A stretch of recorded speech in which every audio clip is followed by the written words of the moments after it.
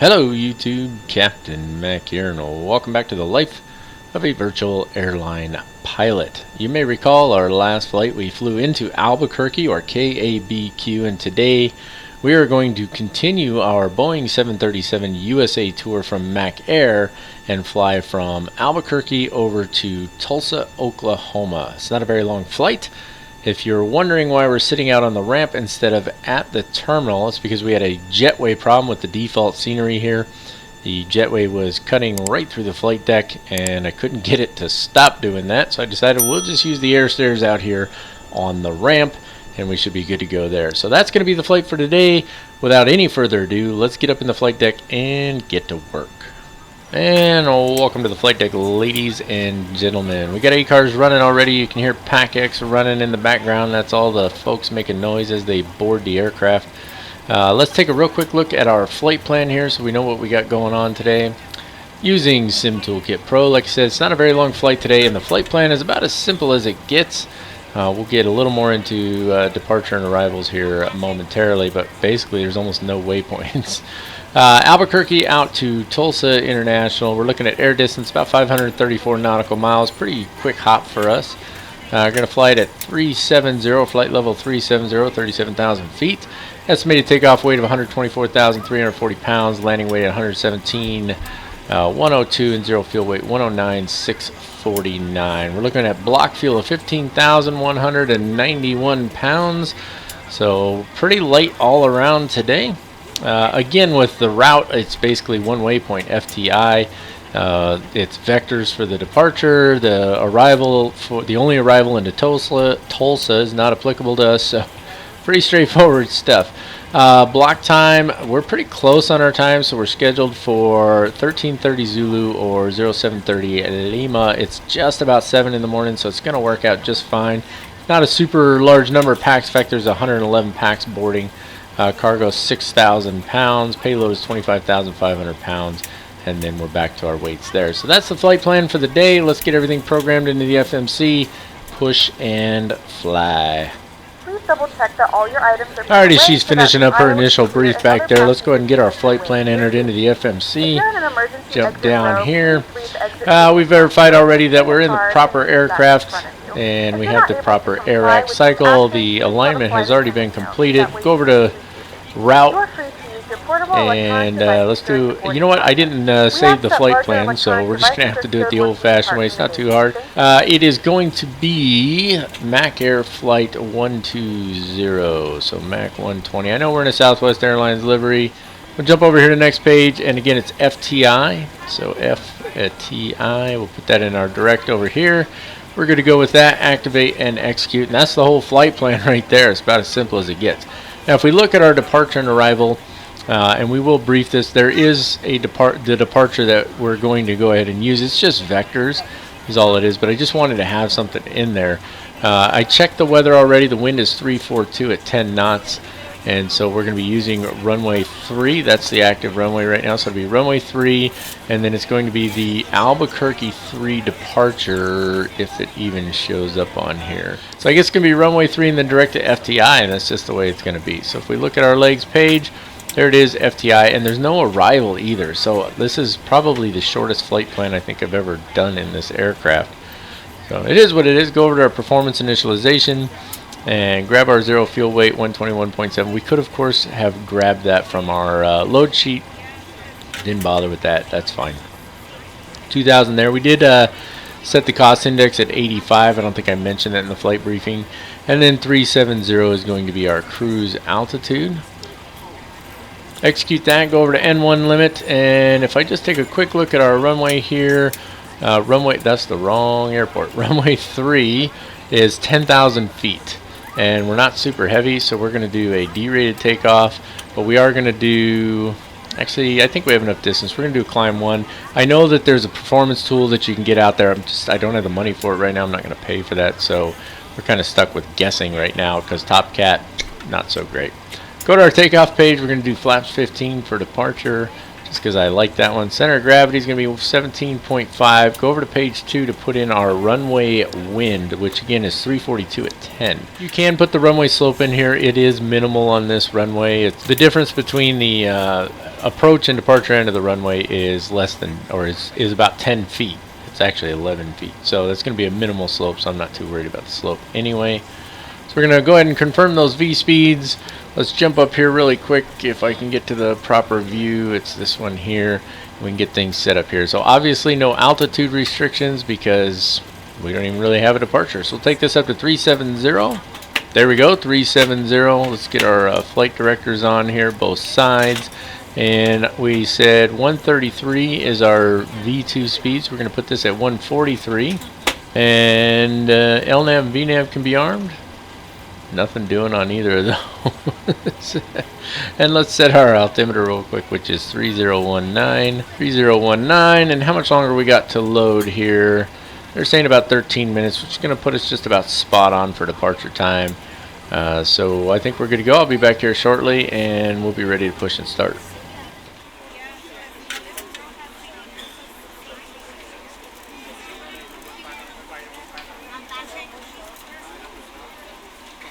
Our flight time will be roughly 1 hour and 24 minutes. Now that the cabin door is closed, please make sure that all devices are in airplane mode and your large devices are now shut down and stowed. Please fasten your seatbelt and make sure that all tray tables and seat backs are in a full upright and locked position for departure. Cabin crew, secure doors for departure. Alrighty folks, boarding is complete. I did notice two things that I messed up on. First of all, I didn't actually change the fuel during the pre-flight, so I went ahead and did that real quick.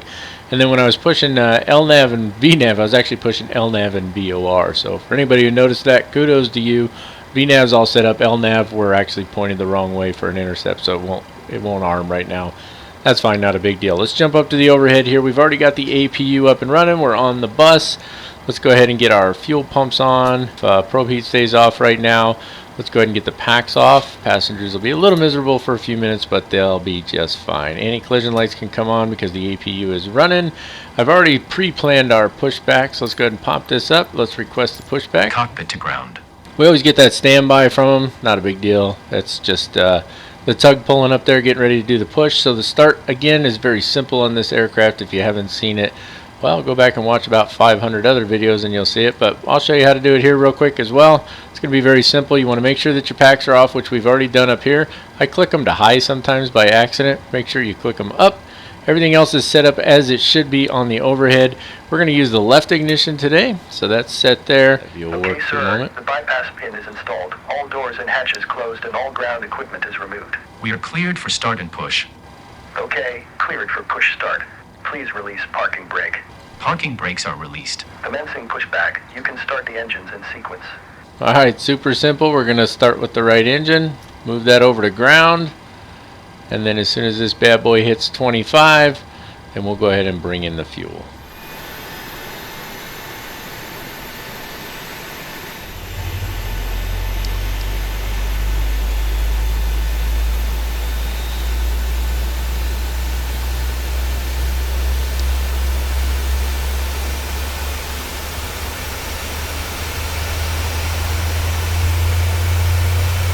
Traveling with a child or someone who requires assistance, parking brake turn your set. mask on first and then assist Ground. others. You may Keep your disconnect. mask on until a member of the crew Okay, advises sir, you cleared to if you're disconnect.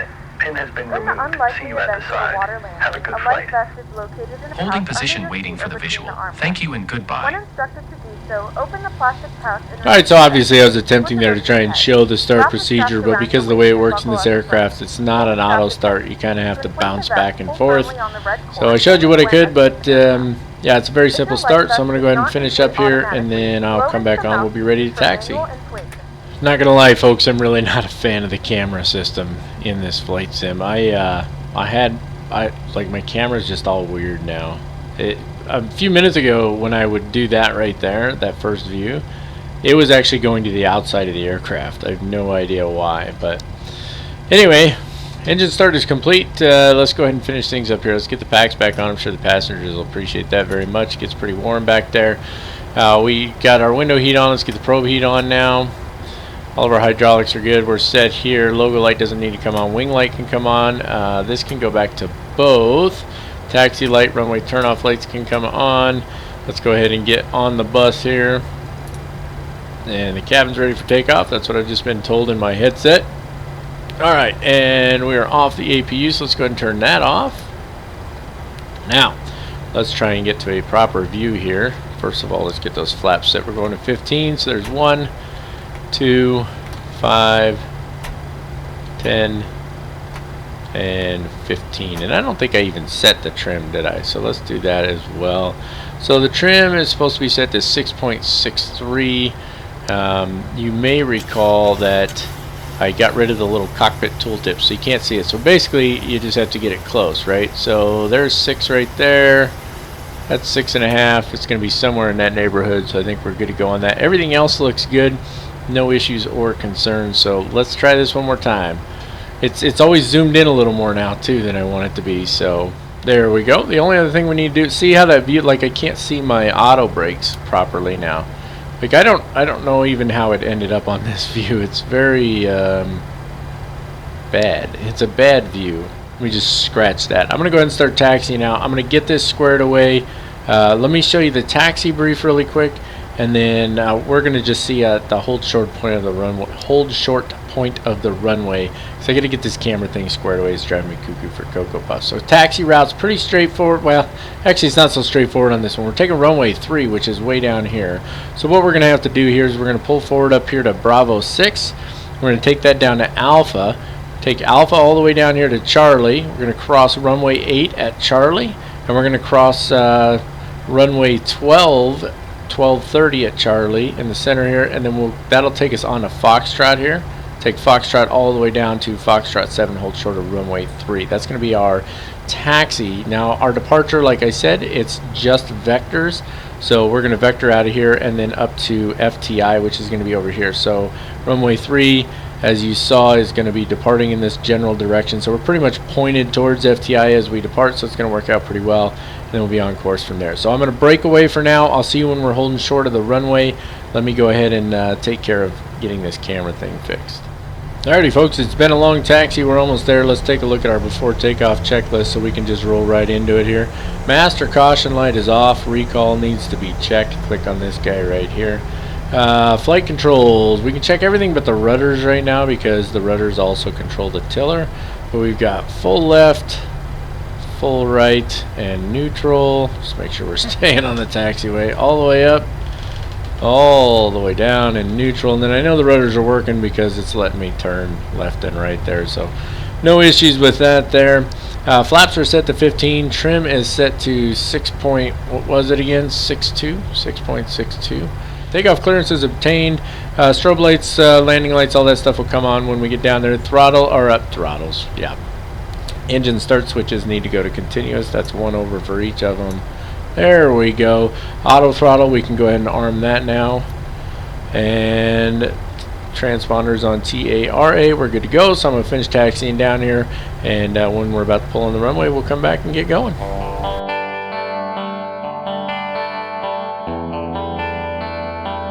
Alright, let's roll her out on the runway here. Go ahead and get those landing lights on. Maybe. Come on. There we go. Landing lights and then strobe lights. This one here. I think it's... Should it be steady or... I don't know. I don't know. It's different in every aircraft. It's kind of weird actually. You'd think that they would have like a standard for that. You know what I mean? Either way, we're going to go here. Let's roll her right out on the runway, get her lined up. Lots of runway to work with. As you can see, not a lot of slope, as we mentioned during the taxi or during the we were setting up our takeoff performance. And let's go ahead and stabilize at about 60%, give or take just a little. Keep her centered up here. And toga. Away we go. It is a D-rated takeoff. Airspeed is alive.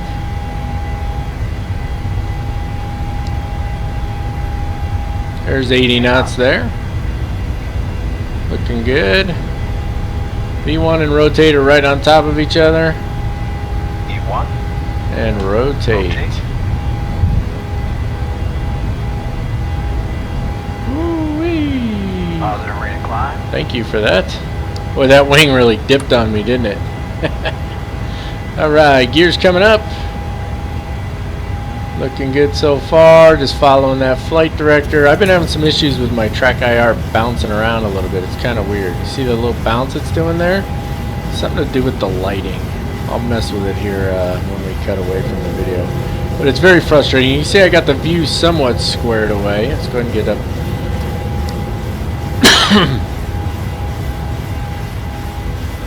Flaps up to 10 there. We can go flaps 5 now.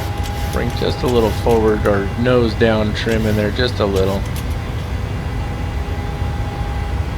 Oh my gosh, the bouncing around with the track IR is driving me absolutely bonkers. Flaps up to 2 and 1. Why is it just, it's got me flying a circle right now. That's what it's doing. You see that? I wasn't even looking at the nav display. I was just looking over here. And it won't go LNAV. Oh yeah, it will. Good. We're going to start turning it back. I have no idea why it's doing that. Let's get the flaps all the way up here. Let's go to flaps 1. We do have some mountains ahead of us there. We can turn our terrain on. So we definitely want to make sure we're up and over those. So we'll keep this climb going. We'll stay at flaps 1 for just a couple more minutes here. At least the track IR stopped bouncing momentarily. It has something to do with like the amount of light it's picking up, but you see the tiniest movement and it just starts bouncing all over the place. It's absolutely driving me bonkers. Let's keep that climb going. Go ahead and bring the flaps all the way up now. Let's get the autopilot on. If I can even reach the autopilot. We only need the 1. There we go. Okay, autopilot on. We got everything going. Let me turn the track IR off. It's driving me absolutely crazy. I don't know what's going on with the track IR, you guys. It's got something to do with... Wait, look at it. We're close to that mountain. It's got something to do with the lighting that it's taken in. That's all I can tell you. I don't really know other than that. So I do apologize. I'll try and get that squared away as we... when I break away from the video here. But let's go ahead and clean things up here. Taking a look at our after takeoff checklist. Flaps are up. Gear is up. We're a little lower than I'd like to be. But we're going to clear the mountain, no problem. We got good visibility, so it's not a major issue here. Let's get these guys off the engine start selectors to the off position. And what else we got here? Let's take a look at the checklist itself. Gear is up, flaps are up, climb speed is established, and autopilot is engaged.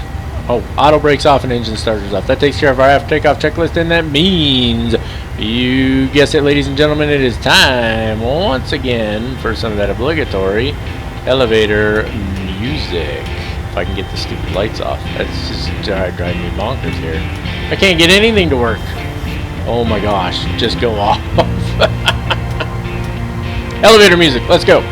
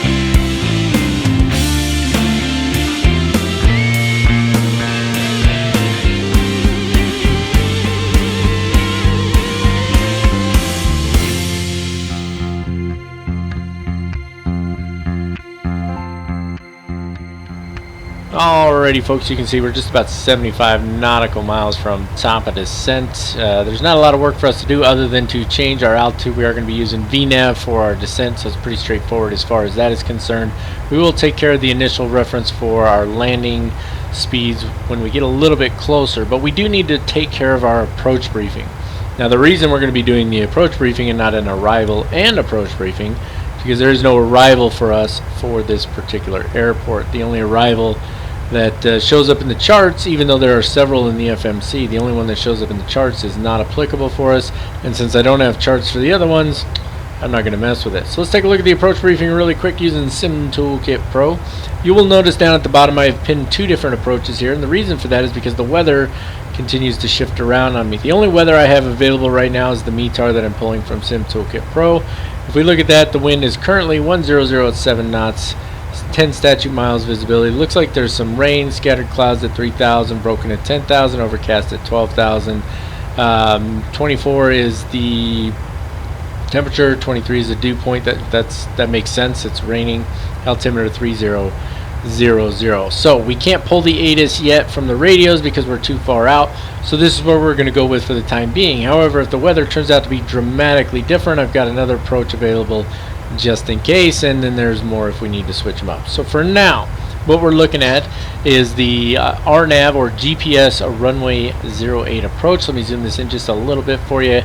ATIS on 124.9. Tulsa approach for us is going to be 124.0. Tower for runway 8 is 21.1 and ground on 21.9. Final approach course 086 degrees. It's not a glide slope, it's just our descent point.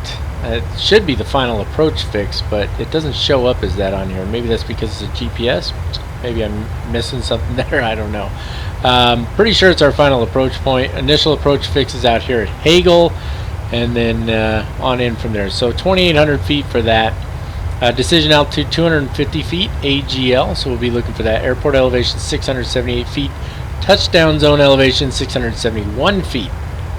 For the missed approach, climb to 3,600 feet direct to Jessen, this guy out here, and hold. And you can see this is a right-hand turn with inbound radial of 267 degrees, which means to enter that hold, you cross over, turn 45 degrees, swing it back around to 267, and then hold. Good stuff. Transition altitude is flight level 180 or 18,000 feet. The approach is pretty simple here. You can see out at Hagel we want to be at 3,500, and then we got 6 miles to descend to 2,800 at CBIP, which should be our final approach fix and our descent point. Start our descent from there down to Wigox, and then on into runway 8, provided we can see everything just fine. Should have PAPI lights on the left-hand side, and then here's your straight-in landing. Runway 8, 250 feet is what we're going to be looking at. So it should work out just fine. So with all of that said, let's make sure everything's set up in the FMC. I set up for a different approach originally. So first thing I'm going to do here is I'm going to go ahead and I'm going to lower this down. And I'm just going to take it to our altitude for Hagel at the moment, 3,500 feet. There we go, 3,500 feet. And then we'll hop down here and you will see that I have already set up a different approach. Why are my views always changing? It's ridiculous. Departure and arrival, arrival. We're not going to take the ILS 36 right, at least not at the moment, as you can see here. So I stand corrected. It's the one approach or the one arrival, but when I look at the arrival, and I'm just looking over here on the other screen, it's really not applicable for the runway for us because we'd have to actually go north of the airfield by quite a bit, by about 60 miles. It's just not going to work. We're not going to do that, so I'm not going to mess with it. So pretend it's not there. You didn't see that. It's going to be the RNAV runway 08 for us. Click on this bad boy here and transition out at Hagel. That works out perfectly. Should be 3,500 feet. Execute that. Now we got to check our legs page. Make sure nothing got all buggered up. And you can see, so here's SAPA and then here's Hagel. So what we really need to do right now is we need to go direct to Hagel. Now watch. I'm going to switch it up here. Let's see if it shows it yet. 21, yeah, so we're just going to be descending sooner. That's fine. Execute that. So top of descent now, 21 nautical miles. That's going to work. I don't need to hold at Hagel, so I'm just going to go from Hagel right to CBIP. Bam, there we go. And hopefully that doesn't change our top of descent again. No, we're good. So Hagel to CBIP to Wigox. It's an interesting name for that one. I wonder if PMDG is aware of that. You see that little black line through there? You can't really see it. So if I try to step through, yeah, it's kind of messed up when it's on that lower lower screen there. Okay, anyway, enough talky talk. We'll be on the descent here shortly, and then I will see you guys when we're back here and we're on the approach.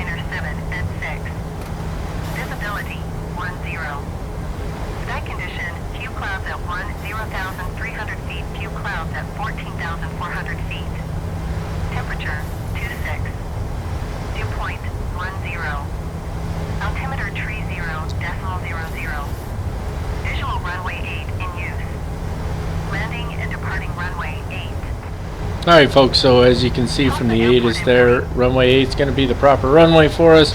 We're in the process of getting things configured. We're almost on top of Hagel right now. We're really going to be cutting this a little close, to be honest with you, because the aircraft doesn't seem to want to descend. But let's take a real quick look at our approach checklist. The approach is selected and briefed. The nav radios, we don't need to set those for the approach. We'll worry about intercept as we go. We've already got the landing lights on. Auto brake needs to be set. 7,000 foot runway, so we're going to go with auto brake 2 on this one. We need spoilers are out right now, so I can't arm the spoilers because I'm trying to get my altitude down. You can see we're still a little bit high, and we're on VNAV speed right now. Once that switches back over to VNAV path, we'll be good to go. And then we'll arm the auto spoilers. Engine start switches need to go to continuous. They're just switched to VNAV path, so let's let it do its thing now. Arm the spoilers, switch these over to continuous. There we go. And then let's get to the proper view. Of course it's gonna, yeah, these cameras are terrible. Alright, let me get the track IR coming on here. A little jump, probably. Oh yeah, that was quite the jump, as a matter of fact. I don't know how this view is gonna work out. I mean, like, that's centered up and that's not where it's supposed to be, so just kind of ride it in. I might fast forward a little bit. We'll see how it goes.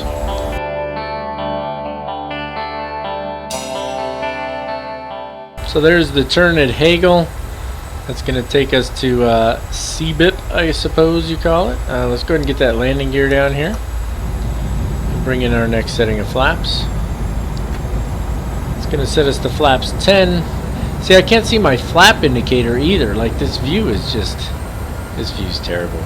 It's terrible, you guys. Let me try and let's just, I mean, we need to be like right about there, right? Give or take a little bit. Let's go with that. At least I can see my flap indicator. Alright, so there's flaps 10. Let's go ahead and go to flaps 15. Looking good overall. I forgot to do the AIG traffic, so there's no traffic, but that's alright. That's probably better anyway. Let's go ahead and bring in flaps 25. And we should be pretty much configured once we start our descent from CBIP here. So we got just over 2 miles to CBIP. Same thing, might fast forward just a hair here, but we're just going to fly her in.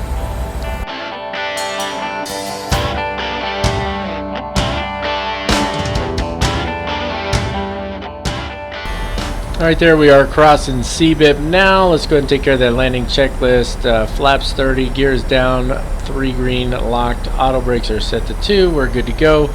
Let me take control of the throttles here first and foremost. And let's just watch that speed a little bit.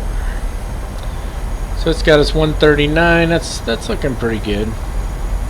We'll cut the autopilot here momentarily. I just don't have a very, like, I can see the runway, right? We can see the runway up there, but I can't see it clearly enough to say, yep, I'm good for visual at this point. Like, my view is like changed again. You see that?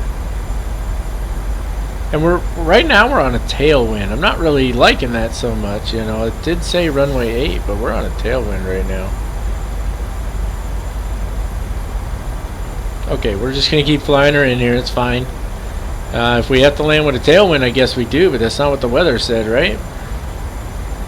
That's just crazy. And the ADA said that this is the runway we're landing on. So, that was interesting. But, whatever. Alright, let's roll those throttles back just a wee little bit. Let's go and take the autopilot off. Set our go around altitude, which is what was it again? 3,600. Where are you going? 1,000. There we go, 3,600. We need to continue that descent. We're looking good though. What the heck just happened to the scenery? Did you see that scenery? All just like went away and then came back. Alright. To me it looks like we're kind of low, but I don't know. See how she goes here. Speed's looking pretty good. Just a couple knots high, but that's alright. We need to be descending a little quicker, I can tell you that. Quite a bit quicker actually. It looked like we were low, but we really weren't. There's that wind shifting around, see that? Let's roll those throttles back because that just totally messed with our speed there. There we go, now it's coming down. Alright, let's take her in, listen to our call outs. 400. 300.